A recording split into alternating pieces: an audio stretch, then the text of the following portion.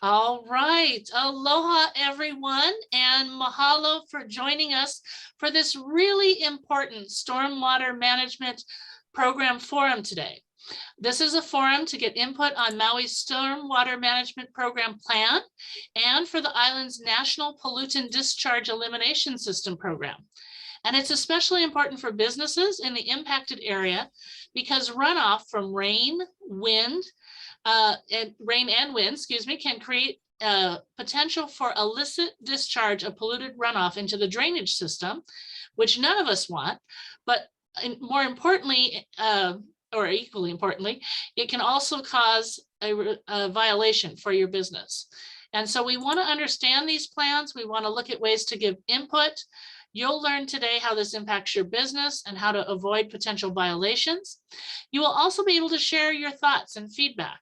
And we want to encourage you to put your comments in the chat. After we hear from our speakers today, you'll have an opportunity to ask questions and give additional input in the chat. So in just a minute, I'm going to bring up our first speaker, Tai Fukuroku, and then we will hear from Brant Tanaka and Kanani Kea, who is they're all with Enviro Services and Training Center and the environmental and consulting firm that works with Ty's office on this program. After the presentation, we will have a Q&A, as I mentioned. And throughout the forum, please feel free again to type in the chat box. Your feedback will be recorded. And we want you to ask any and all questions that you have. We will answer as many questions as possible at the end of the session in the Q&A session. So again, this is all about your impact. Boy, excuse me, I am tongue-tied today. This is all about your input. So sit back, relax, no pressure. You won't get tongue-tied, I hope. And we're just going to have a good time learning more about this and what it means and how we best protect our environment, which is important to us all. So with that, I'd like to welcome Tai Fukuroku, who is the Program Manager, Environmental Manager for the State of Hawaii Department of Transportation, Highways Division, Maui District. Welcome, Tai. Hi, good afternoon. Thanks, Pamela. Again, my name is Tai Fukuroku. I'm the Environmental Management Program Manager for the State DOT Highways Division, Maui District. That's a lot to say, so I will refer to ourselves as Highway M or Highways Maui District from now on. So I'd like to start off by thanking you all for joining us today, and especially Pam and Amber at the Chamber of Commerce for coordinating this Zoom call. Today's presentation is about the Maui District Stormwater Management Program, what the program is, why it was developed, what it includes, and most importantly, how it might relate to your business activities. By way of background, one of the Maui District's responsibilities is to oversee the state's storm drain system, which includes removing excess stormwater from our highways. The Maui District's stormwater management plan was developed to help carry out this responsibility. The Maui District is required to obtain an MPDS permit, which allows us to discharge stormwater from our drainage system.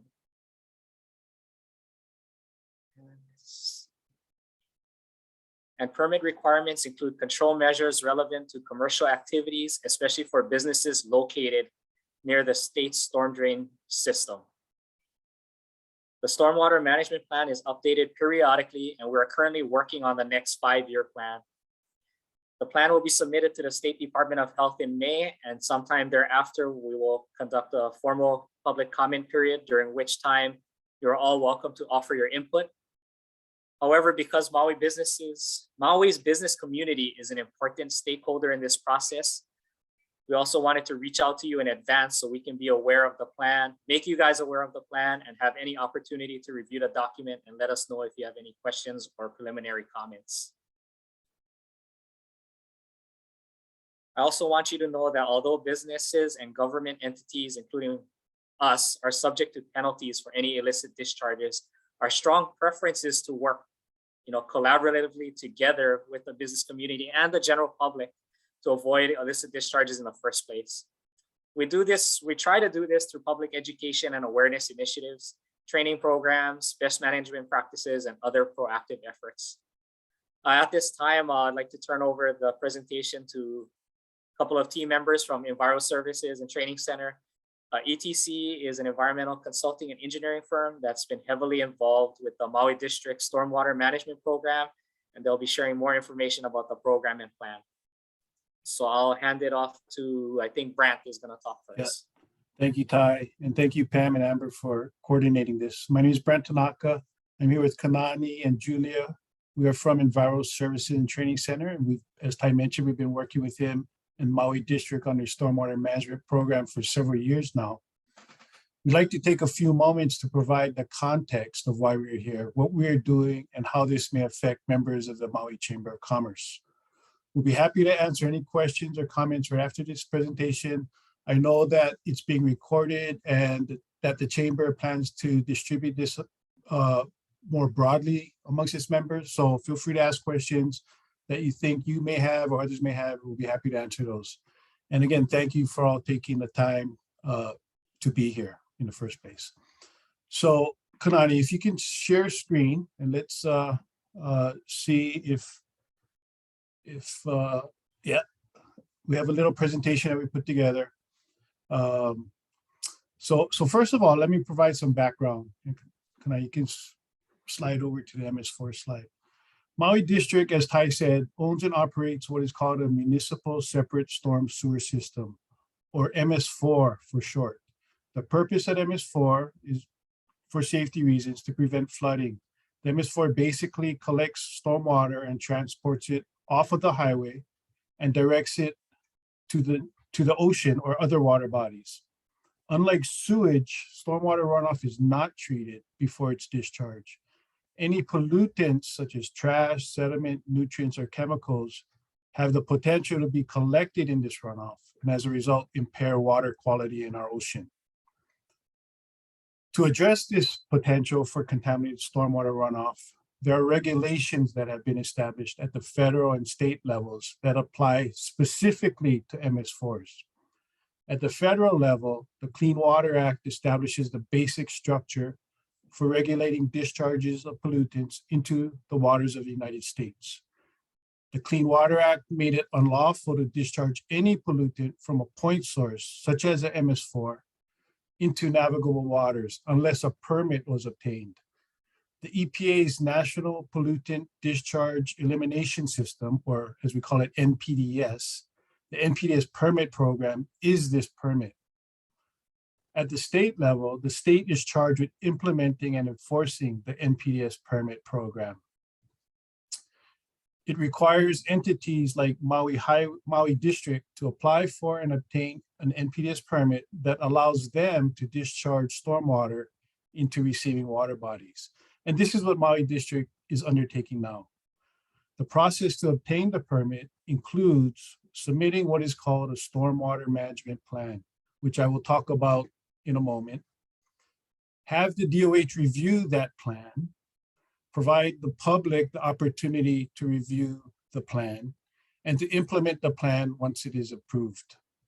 So as a note, this is the third iteration of Maui District's MS4 NPDES permit. So much of the things in the plan that we have recently prepared have already been in place for the last several years. So one thing to note is that not all of the island of Maui is currently required to obtain the NPDES permit. The area that is affected by this regulation is determined by whether it meets the definition of an urbanized area. This map shows Maui and the boundaries of Maui's urbanized area. It is a calculation used by the Bureau of Census to determine the boundaries of the most heavily developed and densely urban areas. So, and the census is done every 10 years. The 2010 census was the one that actually triggered this portion of Maui to be classified as an urbanized area and triggered the requirement for an NPDES permit. The boundary of the Maui's urbanized area generally includes all of Kahului and Wailuku and extends south to Waikapu and from Waiahu to Paia along the windward coast. So again, yeah, this map shows the regulated areas. So getting back to the NPDES permit requirements. The permit requirement states that Maui District will develop and implement a stormwater management plan. As you can see, we like acronyms. So this acronym we refer to as SWMP. So the SWMP, we must implement a SWMP designed to reduce the discharge of pollutants from its MS4 to the maximum extent practicable in order to protect water quality. The SWMP is required to address specific things. One, that the MS4 only allows the discharge of stormwater with some exceptions. So no wash water down the drain, no chemicals, no trash, etc. Two, the SWMP must detail how Maui highways will reduce pollutants in stormwater to the maximum extent practicable to protect water quality. And three, Maui District SWMP must describe the best management practices, or BMPs as we call it, that it will implement with respect to certain control measures. So I just mentioned the term control measure. So what is a control measure? Maui District has 6 control measures that are discussed in a SWMP, which you could read about. But what I'd like to do is I'd like to summarize the 2 control measures that affect businesses. The first control measure is the public education and outreach control measure. Maui District recognizes that certain businesses have the potential to directly affect its MS4.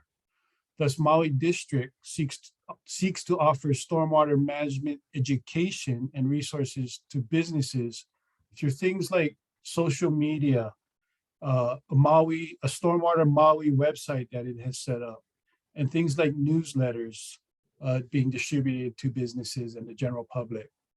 Maui District has also developed brochures on how businesses can prevent stormwater pollution. I'll touch later on these brochures and I'll share with you where you can find these resources. Maui District also has its Adopt a Highway program, which seeks to collaborate with businesses in reducing trash alongside its highways. This is a map of the different Adopt a Highway segments that Maui District has available throughout the island of Maui for adoption by businesses. You can see that there are green and red. This map is actually on our website, and businesses can go to it to see if they are interested in adopting any one of these. Each segment allows for up to 3 adoptees. And so the fact that it's green doesn't necessarily mean that it's totally not adopted. It may be available, have one of the 3 spots available. So this is one of the things that Maui District does to collaborate with businesses. In addition, we seek to provide Maui District seeks to provide training to businesses and companies.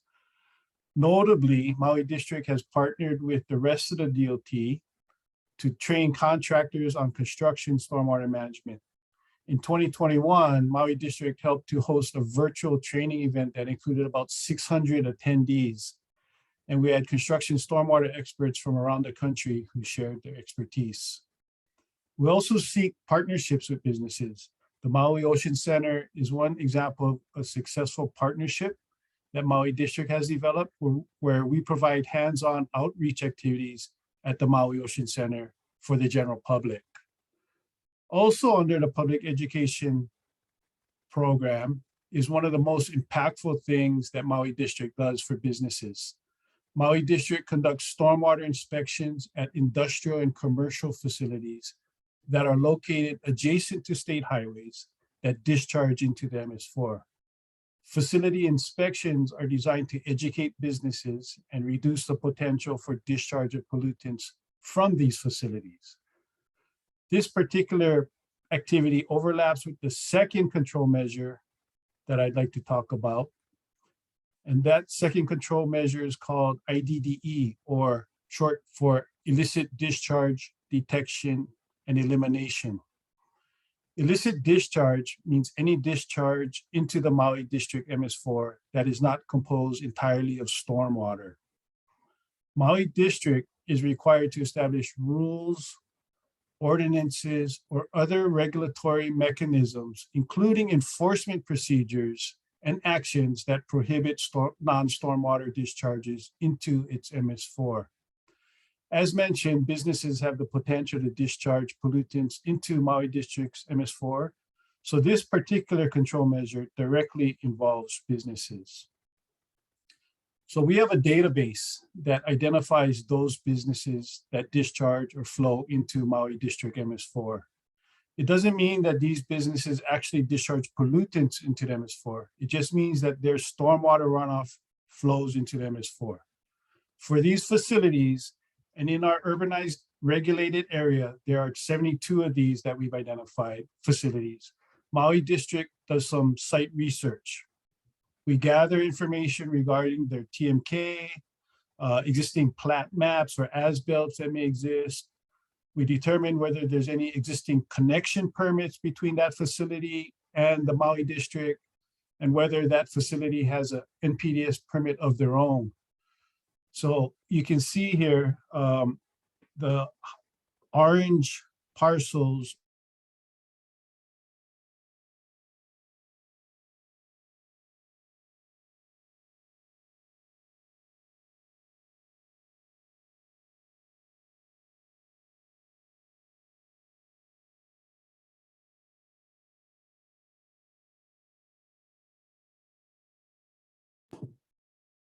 I think Brent froze for a little bit, but what he meant to say, these are all the facilities that are subject to the industrial commercial facility inspections under this program.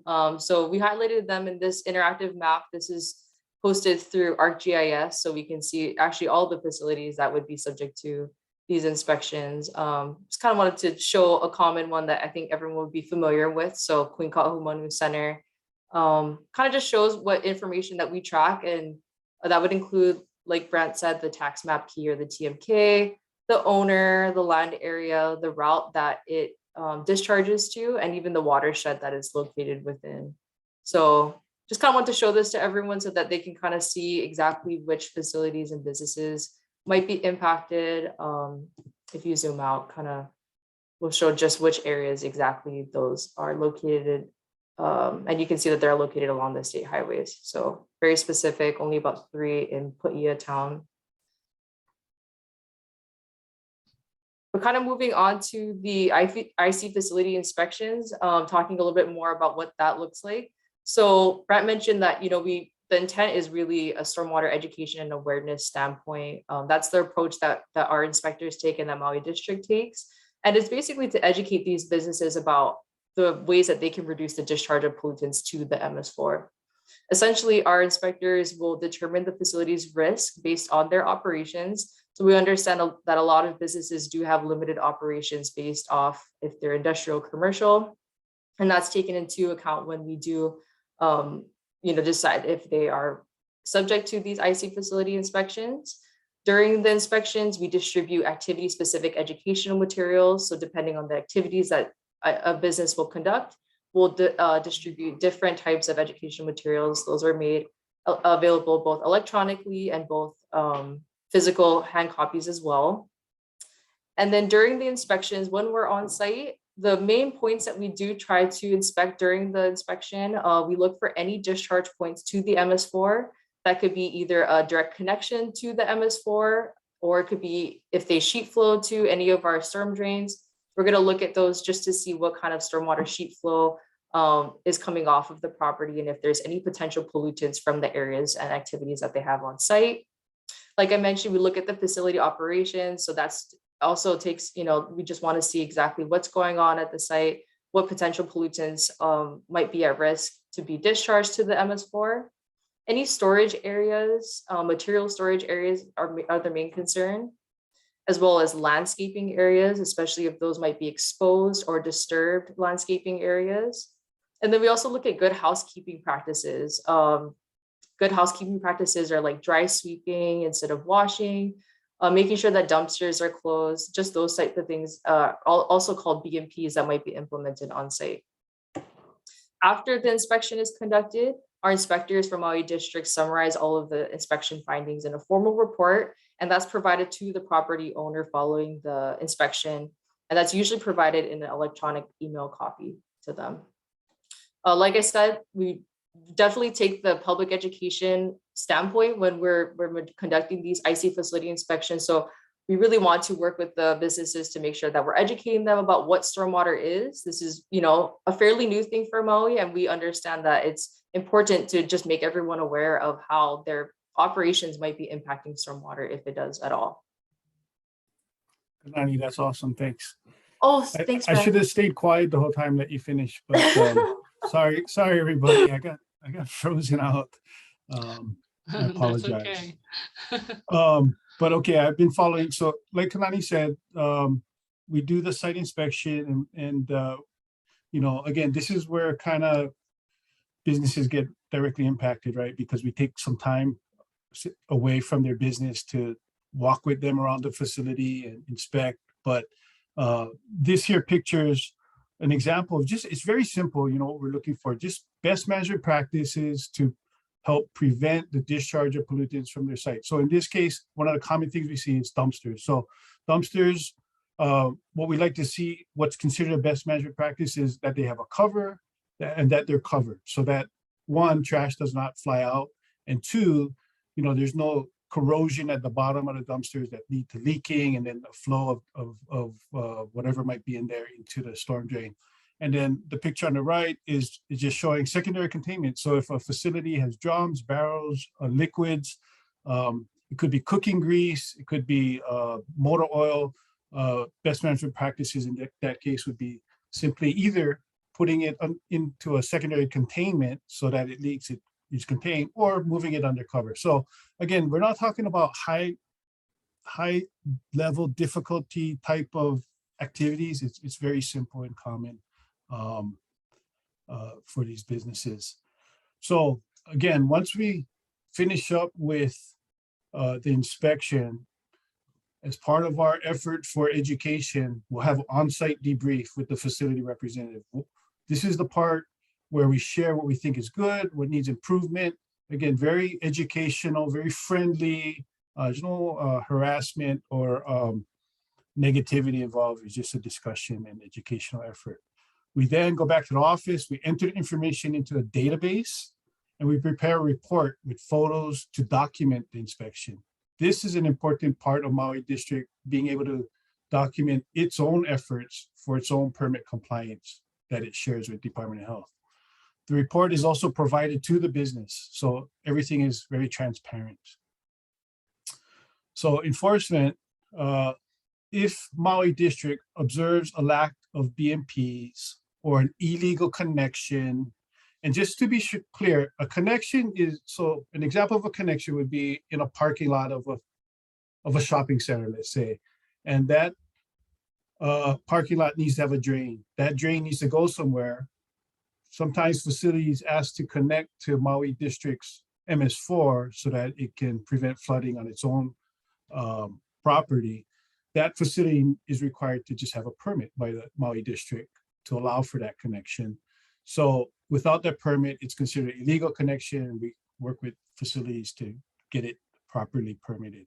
So if Maui, again, going back, if Maui District observes a lack of BMPs, an illegal connection, a discharge of pollutants going on, there are several escalating options at Maui District's disposal, I guess. First, and this is like where we hope to start and hope to end, Maui District provides recommendations in the report with a time frame for corrective action. So, hey, we see you need secondary containment. We'll write that in a report, suggest that it have secondary containment. We usually provide, Maui District usually provides 30 days for the facility to address things. And in our experience, oftentimes that's where it ends, and it's been great cooperation and education up to now. If there's a lack of cooperation, the next step would be the issue of letter of warning. And this is a more formal notice of the same thing that was already presented in the report, but it's signed by, on letter, DOT letterhead by the district engineer. And so, again, that letter might just say, hey, apply for a connection permit or implement certain BMPs, do some housekeeping, and respond within 30 days. If at that point, after that point, there's still lack of progress, a notice of violation and order is issued. This is worded more directly and it introduces potential penalties. So it'll say things like cease and desist, discharge immediately, clean that affected MS4, or DOT will clean it and seek reimbursement from the facility. DOT may choose to terminate any connections, like plug it if there's lack of cooperation at that point. And that letter will also introduce things like a $500 fine, or the DOH will have to get involved. And then there's usually a time frame, like shorter time frame, 20 days, maybe at that point. So that's kind of the escalating enforcement process that Maui District is required to have formalized by its NPDES permit. Again, Maui District would like to reiterate that it's not its goal or desire to enter into punitive enforcement actions against its neighbors. The preference would be to treat this as a partnership that is beneficial to both parties. By providing inspection and outreach that are proactive, it seeks to prevent regulators from having the opportunity to respond to discharges that they will then investigate and prosecute. So, there have been several instances in the newspaper recently about businesses getting fined by the DOH and EPA for stormwater violations. And we don't mean to point anyone out, but this was an article in the Star Advertiser in 2021 about a large fine, $127,000, for a company on Oahu that needed to implement stormwater pollution controls, also known as best management practices. And again, to point out, this $127,000 fine wasn't issued by DOT. To date, DOT has not issued a single penny of stormwater fines. This was issued by the EPA and Department of Health. According to this news article, it identifies simple BMPs such as training and inspections and housekeeping as BMPs that should have been and will be implemented. So this is an example of DOH taking enforcement action, which is the exact thing we're trying to avoid. I'd also like to point out that the SWMP addresses not only potential discharges, right, like covering your dumpsters and implementing secondary containment, but it also addresses how Maui District will respond to actual discharges and spills onto its highways and MS4. If an illicit discharge or spill is identified during the investigation, or if we receive a complaint from the public, which we often do, Maui District will go into illicit discharge and spill response mode. And this will follow a similar process as described previously, but with a bit more sense of urgency in order to prevent the pollution from actively entering into and discharging from the MS4. So in that case, we get a complaint, we won't schedule an appointment to meet with the facility. We'll knock on doors and say, hey, there's something going on and we need to address this immediately. And again, we hopefully can work it out through a partnership and collaboratively at that point. So that, in a nutshell, is our two control measures that directly affects businesses. And again, once you throw it out there, be transparent. I know, Pamela, that this may also be shared with contractors. That's correct. We have a trade council under the Maui Chamber of Commerce called the Construction Industry of Maui, known as CIM. And so we will be sharing it, and we invited them as well. So we will be sharing it with them as well. Okay. It'll go out to, actually, we will send it to people in affected areas, but we will also be putting it in social media and on our YouTube channel. So actually all of our members in the general public will also have a way to view it, because down the road, more of Maui over time may fall into this type of census tract. Yes. And so we appreciate the heads up, because as you pointed out, and I think that was a great point, this is new to us now. Others have been doing it. Yeah. So along those lines, yes, much of the government entities who have MS4s on Oahu have been doing this for many years. But on Maui District and the County of Maui, both in the same boat, are navigating these requirements. But changing subject to construction, we weren't sure if they were for sure going to be here or involved, but we have a third control measure that addresses construction specifically. And I'd like to point out that, Maui District also has requirements for all construction projects that perform work in and along its rights of way to properly manage its stormwater. Unlike our control measures that affect businesses, the control measure for construction projects are a lot more prescriptive and rigid. So for construction projects, the requirements are very clear and must be implemented. This is not necessarily an educational effort. This is already like, can we expect certain things? And construction requirements have been around for a while, so I think contractors are well aware of what they need to do. But Maui District has a process in place that addresses plans that a contractor is required to prepare prior to starting work. The plans are supposed to lay out how the contractor will address things like site drainage, exposed areas where sediment may discharge, stockpiling of materials, housekeeping measures, etc. Maui District inspects these projects to ensure that the plans are followed. The requirements for these control measures are all formalized in bid specifications and contract documents between a contractor and Maui District. So again, they're all well-defined, well laid out, and in that case, penalties are more likely to be forthcoming for non-compliance in the construction world. But again, lots of resources are available to contractors, as I mentioned. One of the things, again, this is not all unselfish, where we don't want businesses only to get in trouble, because obviously we don't. But this is an example. This article that was in the Star Advertiser was also an example of how not only the contractor or the business got fined, but it was also the MS4 owner that got fined. So sometimes the Department of Health goes after both entities. In this case, a large fine, 700,000. So we all need to partner up, and we don't necessarily like the Department of Health coming around our yards either, but hopefully we can work well with businesses to prevent that. So I think skipping forward, I mentioned resources. We have a lot of resources out there. One of the resources that we often go to is the EPA site. The EPA has lots of good information explaining industrial stormwater best management practices and what businesses can do to prevent stormwater runoff. Maui District, we have a website with many resources on it. All our brochures are on there. All our forms, if like connection permits and things like that are all on there.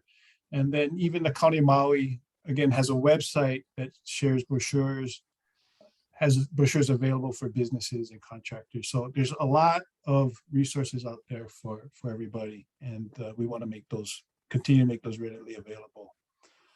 So that being said, if there's any questions out there, our team would be happy to answer it. Does anybody have any questions? Okay, folks, Amber's standing by, and please, if you'd like, you can put your question in the chat, or feel free to raise your hand, and Amber can call on you and make sure your mic's open. While we're waiting, I just really want to say mahalo, Ty, Brant, and Kanani, and it's great to know that there's so many phenomenal resources. So what we will also do is when we send out the video, we will go there and pull down some of the flyers and information that we can attach with the video link, so that we're providing businesses, chamber members already with those materials, as well as some of the key links that they can go back and find it again for more information. That's great. And Pamela, just so you know, Julia Wicklin here, she's our public education coordinator for the team, for the program. I think in the future, she would like to reach out and see how we could work together and get information out to your members as well. Fantastic. We're very open to that. Thank you, Julia. We look forward to hearing from you. And also just feel free to send us materials too, as there's new information coming out. Yeah. Okay. But we'll make that connection. That's awesome. So just to repeat also what Ty said, so this was just opportunity for us to get in front of the chamber, give you a heads up reading our swamp can put you to sleep sometimes. It's thick and wordy. So we thought we'd just be able to present this. But at some point after May, after we submitted, the Department of Health will have us put it out for public comment, and the public will have a formal opportunity to submit comments at that time, in which we need to address. But yeah. Well, we appreciate that. And for those listening, our chamber members who are participating today, our goal in this, and that's also why it's recorded, is that if you have comments, and it's okay if you don't have them now, but if you have comments, we wanted to capture any comments that you had in the chat or any questions, but you will also be able to submit stuff to us afterwards. We are trying to get any feedback that we receive between now and the first week of May over to the team, so that anything we've heard or has come as a result of us sending this information out, we'll share with them as collective comments from chamber members. So if there's something that you'd like to comment but don't want to specifically maybe attach your name or your company name to it, that's perfectly okay. That's what we do at the chamber, is we collect comments and just share the input. And and of course, if you are willing to do that, certainly put your name and your company name attached to it so they can get a context with that. If there is no name and context, we'll just try and give them like an industry context, so that they can get a sense. Are we talking about a shopping mall? Are we talking about a contractor? That kind of thing. And our goal is just to help them get information. As they've said, they're seeking input.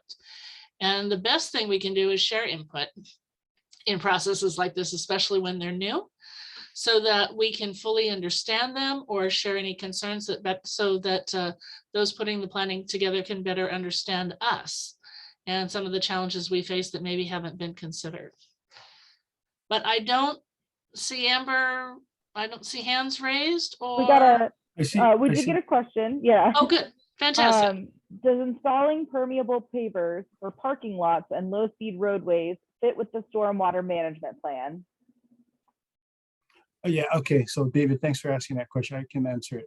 So, okay, so this issue of permeable pavers and low-speed roadways falls under the control measure that we call permanent BMPs, or post-construction best management practices. So it's nothing to do with really public ed or our businesses, industrial and commercial, but our stormwater management plan has a chapter that is titled Post-Construction Best Management Practices. In that chapter, it refers to a document called our Post-Construction BMP Manual. That manual, again, is written as a result of the requirements of the NPDES permit, which says that anytime the DOT enters into redeveloping its parcels, its property, it rights of way. So redeveloping its parcels that are greater than 1 acre, it needs to install things like low impact development, things that are permeable. So things that would restore infiltration as opposed to encouraging runoff. So permeable pavers say, if Maui districts redid its whole base yard, for example, and that it exceeded 1 acre, it would have to implement some kind of low impact development. Permeable pavers might be one of the things they consider, or a bioswale or something that retains and infiltrates water. So that's where permeable pavers would come into play. DOT, the Maui district, might also is obligated to also require its neighbors to install low impact development if they redevelop more than 1 acre of their parcel as well. So say a large shopping center, which, if you can imagine, I'm thinking of Oahu, Ala Moana Center, lots of concrete, all the water runs off to the ocean. If they did a massive redevelopment, the next time they put up those buildings, they would need to install low impact development or things that infiltrate rather than run off. So the goal, and I'm speaking, kind of from what I understand the Department of Health and EPA wants, which is what they always tell us, is they want to restore infiltration rather than perpetuate runoff into the ocean. So that helps our groundwater, that reduces pollution. So that's all part of the goal. And so again, yeah, our stormwater management plan has something in there that addresses low impact development. Good question. Good question. Thank you. Let's see. Others? We have time, so don't be shy.